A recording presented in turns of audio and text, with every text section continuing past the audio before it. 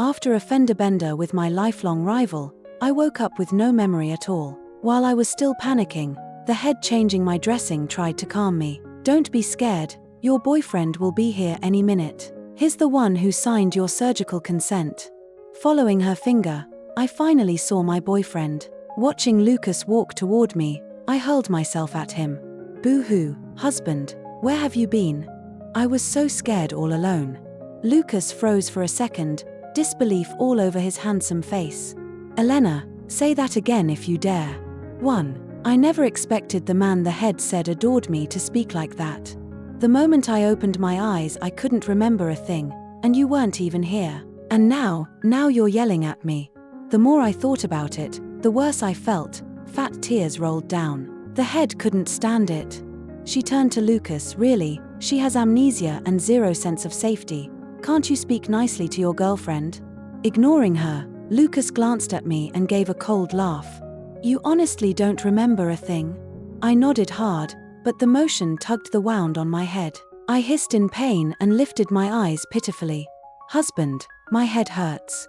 Lucas's smile was plastic. "Then please, head, check my wife's wound." Riley snapped the word wife like a whip, his gaze just as icy. I shrank back, tears spilling. "Husband, don't you love me anymore? Stop calling me that." His tone was irritable. "Say it again and I'll throw you out." I swallowed my tears, feeling utterly wronged. Still, he cooperated, holding my head steady while the nurse worked. When she finished and left after a list of instructions, the huge room held only us. I lay obediently, sneaking glances at Lucas. I had to admit, he was gorgeous. Sharp brows, bright eyes, aloof and regal, exactly my type. Done staring, the boyfriend I'd been eyeing finally spoke. I wised up and gave a small shake of my head. "I'm a little thirsty. Could you hand me the water?" Lucas clicked his tongue in annoyance, got up, poured a glass, and set it on the bedside table. I batted my lashes. "Can you bring the straw to my mouth?" "I can't reach." "Lazy little thing." Frost radiated from him. When he didn't feed me, my lips drooped and tears came on cue. He inhaled, lifted the cup, and aimed the straw at my mouth. "You're the best, husband." Praise spilled out of me, his earlier warning forgotten. Lucas stayed stone-faced, but his ears flushed pink. I drank happily. My boyfriend was kind of cute. When the doctors said I could leave, I moved, just me and my phone, into Lucas's penthouse. He massaged his temples, then pointed to a door. "You sleep there. Don't bother me." I peered in, a narrow single bed, a hard mattress, clearly a study rather than a master suite. "Why can't I sleep with you? Aren't we dating?" I clutched his sleeve, aggrieved. "Are we in a bad place? There's nothing of mine here." Scanning the minimalist decor, I thought, this isn't me at all. If we lived together, I'd paint the whole place blush pink. "Did we have a fight?" I ventured. Lucas stared at me for Sam. I tilted my head, waiting. Finally his mouth curled mockingly. "Let me warn you, Elena, your cutesy act doesn't work on me." I bristled. What was he talking about?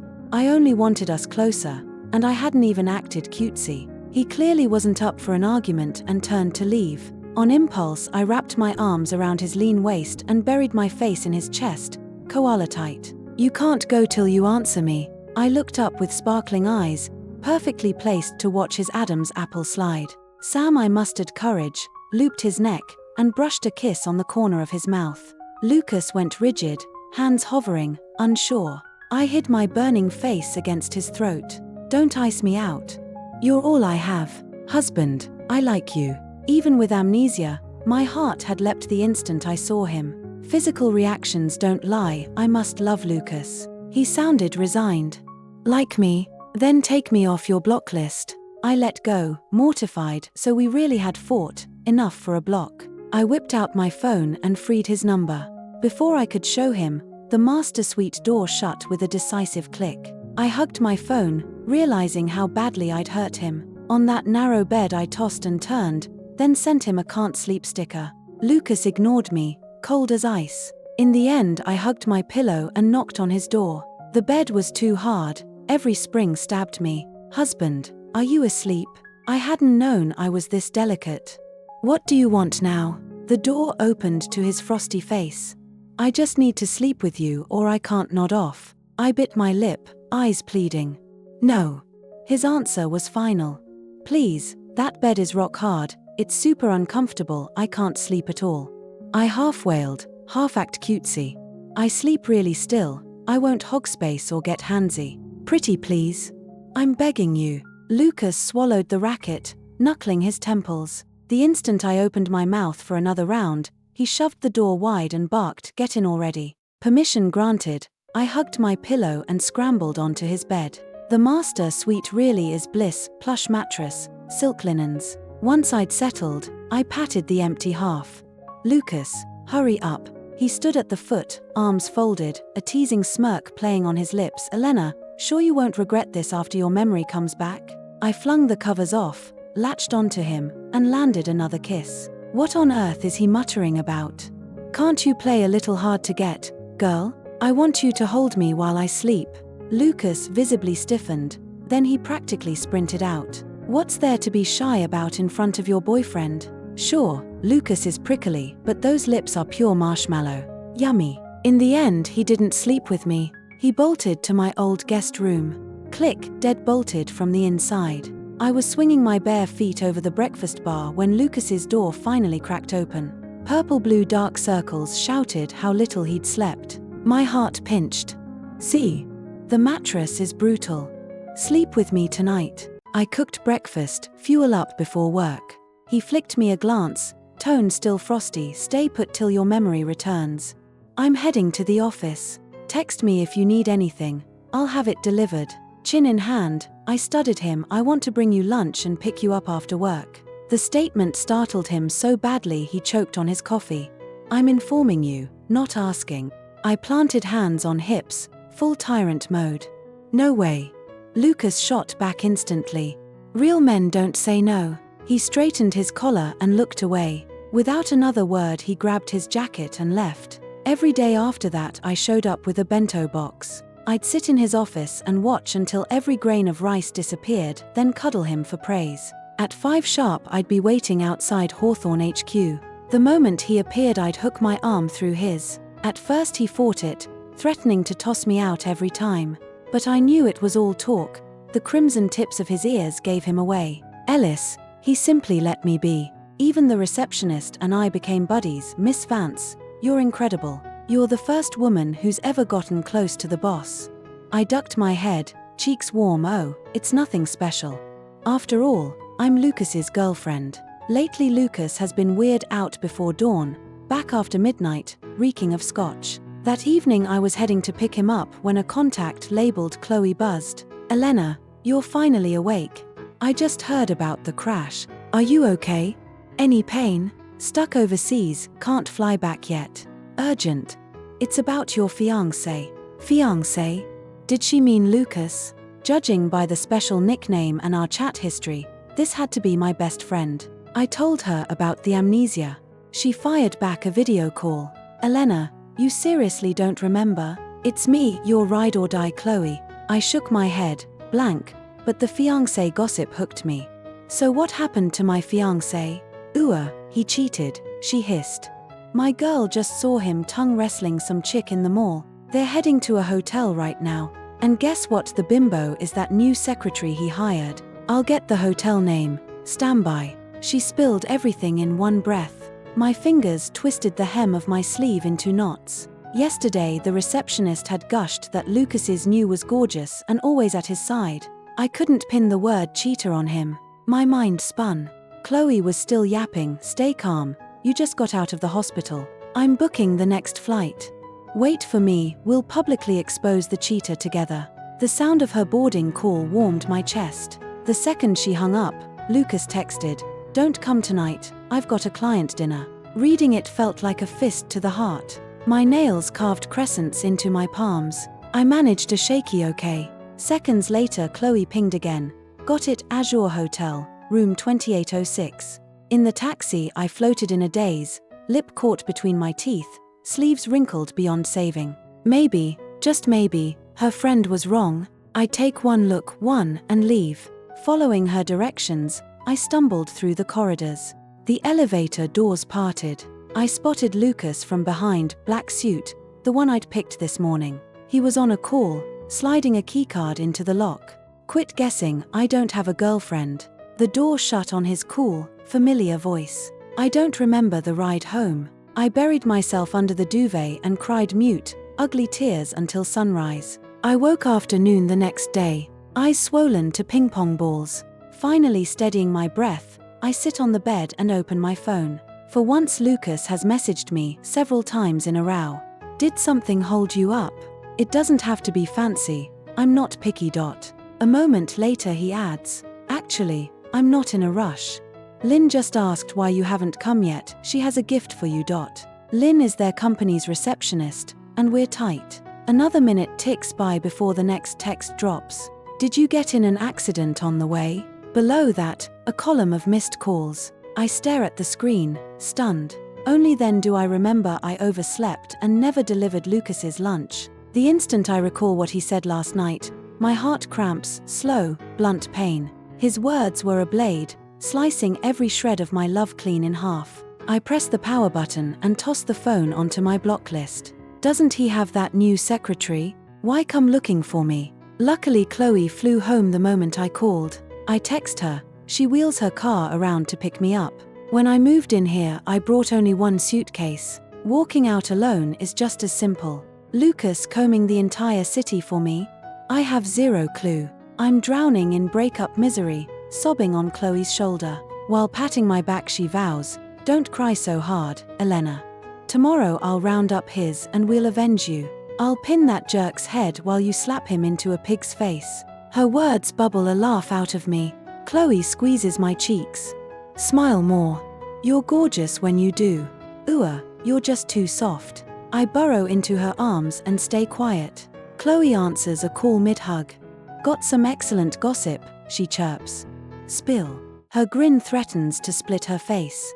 Your archenemy's girlfriend dumped him, ha ha ha, he's on a citywide hunt right now. I echo her exactly, ha ha ha ha. I haven't the faintest idea the person being hunted is me. Chloe insists I haven't hit the scene since the amnesia and needs to reintroduce me to the pack tonight. She dolls me up and escorts me into the private dining suite. She mutters a curse under her breath. It was supposed to be a friends-only table, why drag him in? Curious, I ask who he is. She waves dismissively. The guy combing the city for his wife, your mortal enemy. I rack my brain. I'm timid, how bad must this feud be if even Chloe stomps in fury? I settle quietly beside her. Unfamiliar faces greet me. Chloe reels off names until faint recognition sparks. The door swings open. That familiar face crashes into my world again. The instant Lucas steps in, the room falls mute. Chloe squeezes my hand. Relax, I've got you. I gape at her. My nemesis is Lucas. But isn't he the fiank who cheated? She nods, thumbs racing through our old chats, daily tirades against Lucas. My entire perception flips. All this time I've mistaken my enemy for my boyfriend, clinging to him for almost a month. The realization makes me squirm. I down several shots to numb the chaos. To keep things from icing over, a social butterfly chirps. Long time no see, Mr. Hawthorne. Let's have fun tonight. Same circles. After all, no need to burn bridges. Lucas answers with a curt He plants himself directly across from me, legs apart, owning the chair. I twist away, forcing small talk with the stranger beside me. Yet I feel his gaze nailed to me the entire time. Someone suggests truth. The bottle spins and stops dead on Lucas. A reveler pounces. Truth or dare? Truth, he says. He draws, how many times have you been dumped? Without blinking once. Gasps ripple around the table. A bold guest pushes. Who on earth is she? The woman who landed you. Lucas's stare blankets me. I tug my skirt and turn to Chloe. That's question 2. His cool voice cuts through the noise, ending the probe. The bottle whirls again. Lucas. Once more. Your pick this round. Dare. WhatsApp the person you miss most. I miss you. Lucas lifts his phone, thumbs flying. Red exclamation mark? Something's wrong. Wait, that bunny profile looks familiar. My heart vaults into my throat. My pick is a rabbit. But impossible. His with his new secretary, right? Bunny avatars aren't copyrighted to me. Still, sourness swells, a cotton lump in my chest. He's supposed to be the man I loathe, why should I care? The game rolls on. The bottle now points at me. Chloe bounces. Truth or dare? I hesitate. Dare, I guess. With memory gaps, truth feels pointless. She flips a card, unblock your latest blocklist victim and call them. I choke on air. Chloe thumps my back. Easy, girl. I clutch my phone, weigh the odds, then raise my glass and drain it instead. I surrender. The private dining suite instantly erupted in good-natured boos. After all, the last person I'd added to my block list was sitting directly across from me, Lucas. The light that had flared in Lucas's eyes snuffed out. He stared at me, gaze so hot it felt capable of burning a hole straight through. Restless, and using the excuse that the wine had gone to my head, I stood up to splash cold water on my face in the restroom. Lucas's presence across the table was suffocating. I didn't dare breathe too loudly. I had just followed the sign to the doorway when a pair of large hands locked around my waist. You'd rather drink than pull me off your block list, huh? Lucas's icy voice at my ear sent violent shivers down my spine. He spun me around and trapped me against his chest. Momentum slammed my palms against the hard slabs of muscle under his shirt. I struggled instinctively. Lucas, let me go. He gave a cold, humorless laugh. Roaming fingers drew slow circles on my waist. Wasn't it you who said you liked me best? Wasn't it you who swore we'd be together forever? You got me high on hope and then ran off alone? My futile writhing was nothing against his strength, an ant trying to topple a tree. He gripped my chin and forced me to meet his eyes. A blaze lived in them, fierce enough to scorch me to ash. His thumb kept brushing my lower lip, as though determined to coat me in his scent. Elena, why are you this cruel? Watching the madness take over him, my heart hammered against my ribs. Calm down, Lucas. When I spoke, my voice came out soft and shaking. His stare pinned me, his fingers stayed clamped under my chin. The next second, a storm of kisses crashed over me. Clumsy yet searing, they turned my legs to jelly. Lucas locked an arm around my waist again and again, making me take every lick of his fury. Sam, I bit his lip hard enough to draw blood. Pain flashed across his face. He stared in disbelief. Stop lying to me. Tears spilled before I could stop them. Lucas froze, hand lifting to wipe my cheek. I jerked my face away and laid it all bare.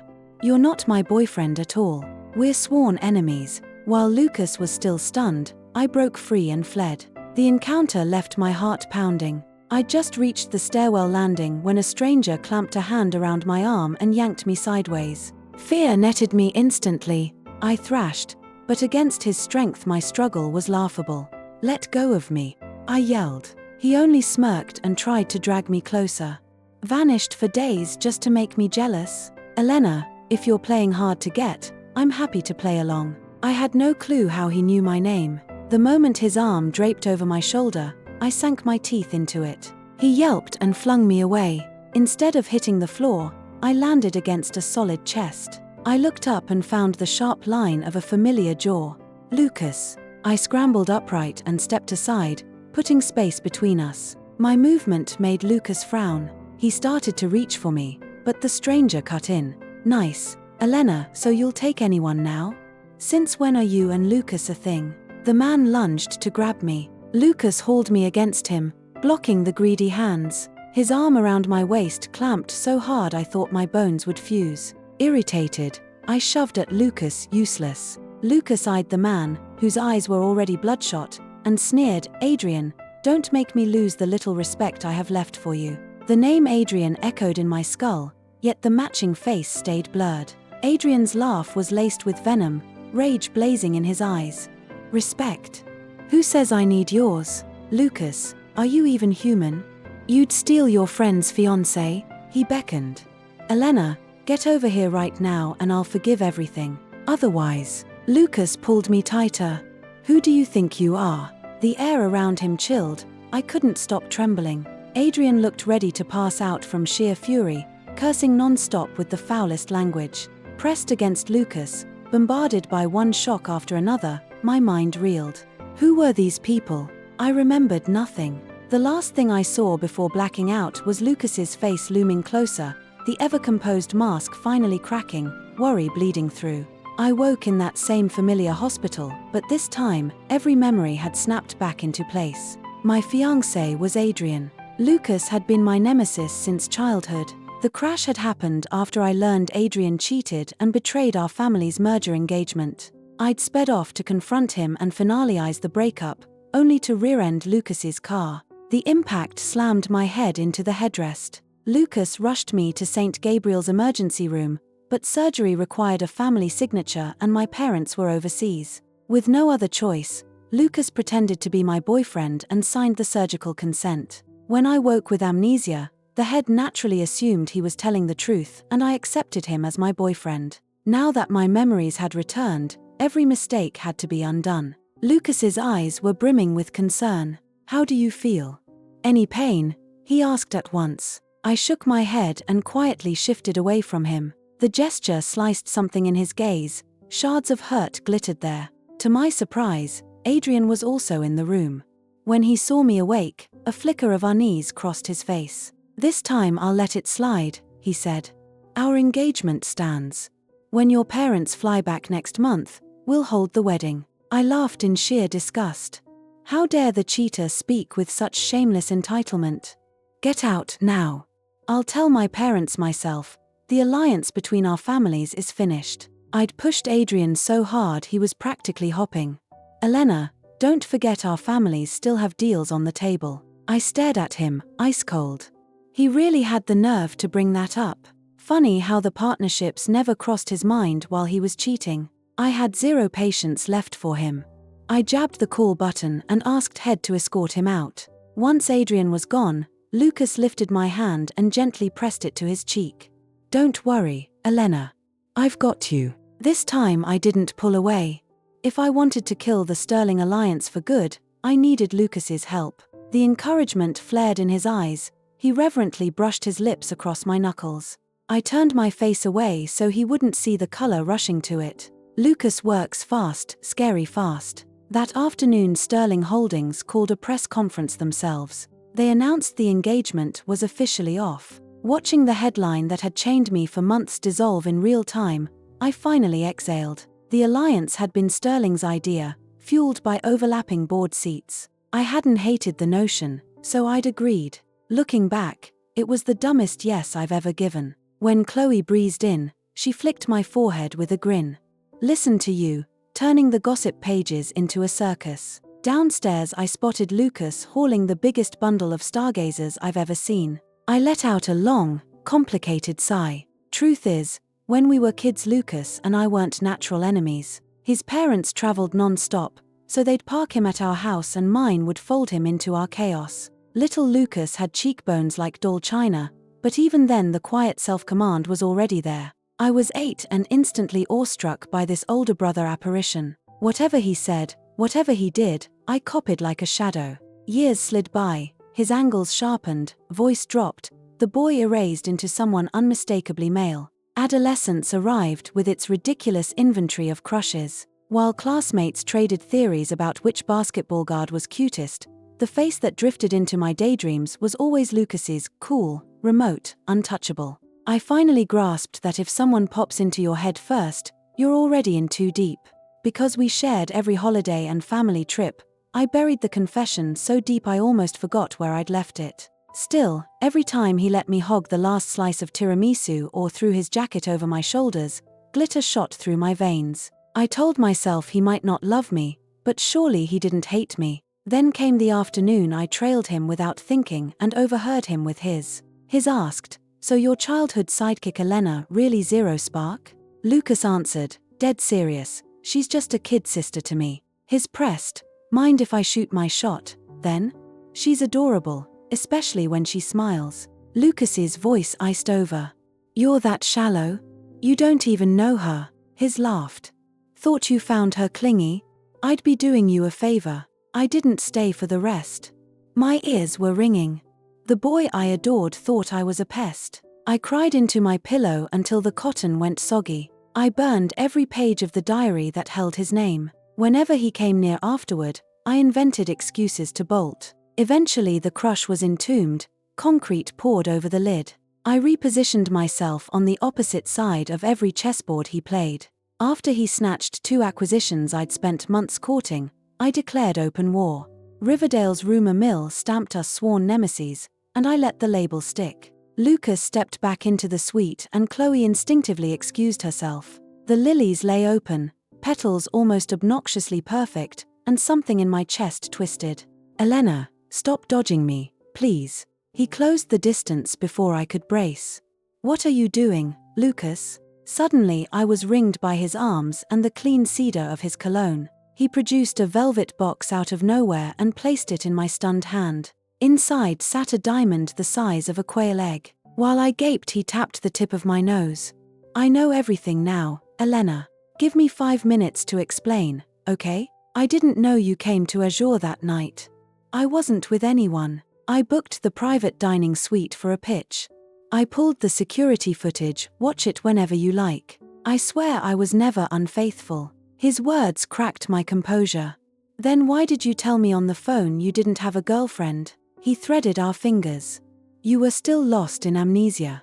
I didn't want you choosing while your mind was scrambled. The second I hung up I regretted it. I can't lose you, Elena. I love you. He rested his chin on my shoulder. The first hot tear landed on my hospital gown. Don't cry.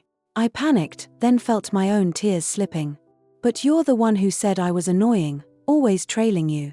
All the cached hurt came spilling out. I'd imagined time had sanded the edges off my feelings for him. One gentle tug from Lucas and I realized they'd only rooted deeper, spreading like ivy through every chamber of my heart. So, can you forgive me? He whispered, kissing away the salt on my cheeks, eyes never leaving mine. I looked anywhere but at him and muttered, maybe.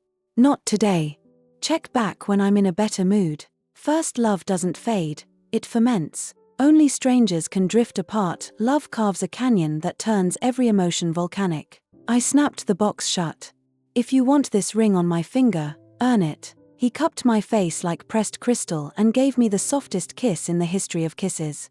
Anything for you, Elena. Anything.